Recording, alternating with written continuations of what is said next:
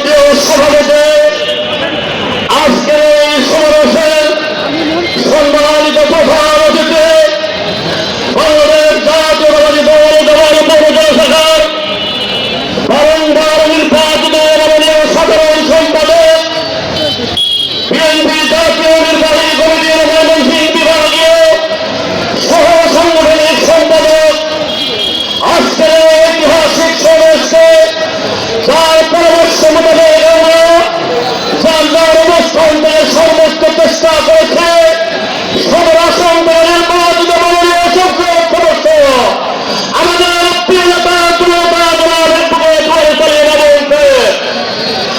উপস্থিত বিএনপি অঙ্গ সংগঠনের সকল পর্যায়ের নেতৃবৃন্দ, বিএনপি নেতৃবৃন্দ, আজকে বক্তব্য দীর্ঘায়িত করবো না, 1 মিনিটের মধ্যে বক্তব্য শেষ করব। 17 বছর আন্দোলন করেছে, সংগ্রাম করেছে, এই 5 আগস্ট আমাদের সেই 17 বছরের নির্ভয় 17 বছরের আন্দোলন সংগ্রামের সফল। প্রিয় নেতা, আপনার কাছে আহ্বান, 5 আগস্টের পরে যারা বিএনপি হয়েছে আমাদেরকে সাবধান থাকতে হবে, বিএনপি থেকে আমাদের সাবধান থাকতে হবে।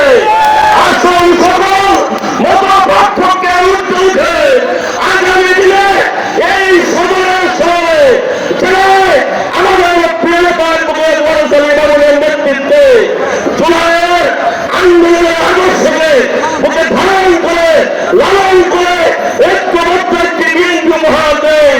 এটুকুই বলে আমি আমার বক্তব্য এখানে শেষ করছি। খুদা হাফেজ।